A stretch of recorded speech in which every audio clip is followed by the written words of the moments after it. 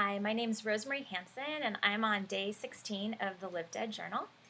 And I wanted to thank you. Thank you for taking the time and energy and investment to go through this journal.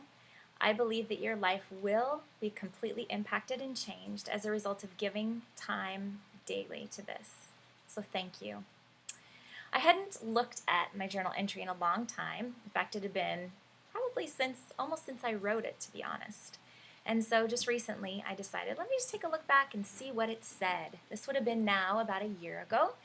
And I have to say now, in looking back as life moves forward, I thought, wow, was life really very hard then? We've been on furlough now for this last 8 or 9 months, so we came back to the States this last June, and I had such great expectations for how I thought that the year would be, and in many ways it has been wonderful.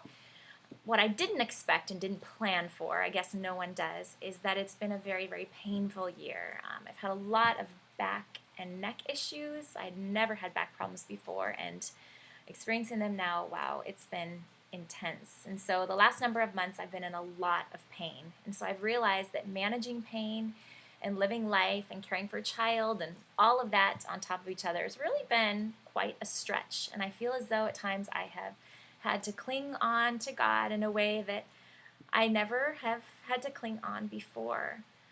I would say that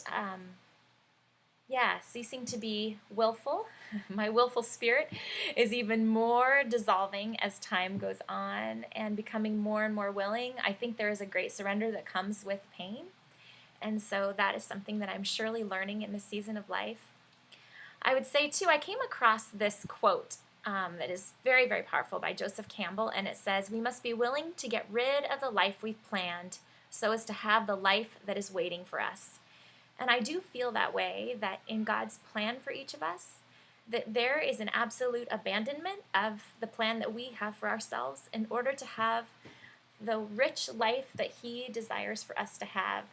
And in whatever way that God can allow that to happen with our obedience and then the stripping away of things, I think that's how that does happen. And I think God does use pain in one of those ways for sure. So thank you. Thank you for your prayers for all this LIVEDEAD journal as a whole. And I ask for continued prayers.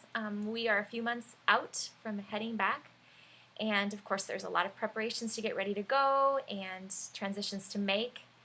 And so I ask for prayer for our family as we say our goodbyes and all of that.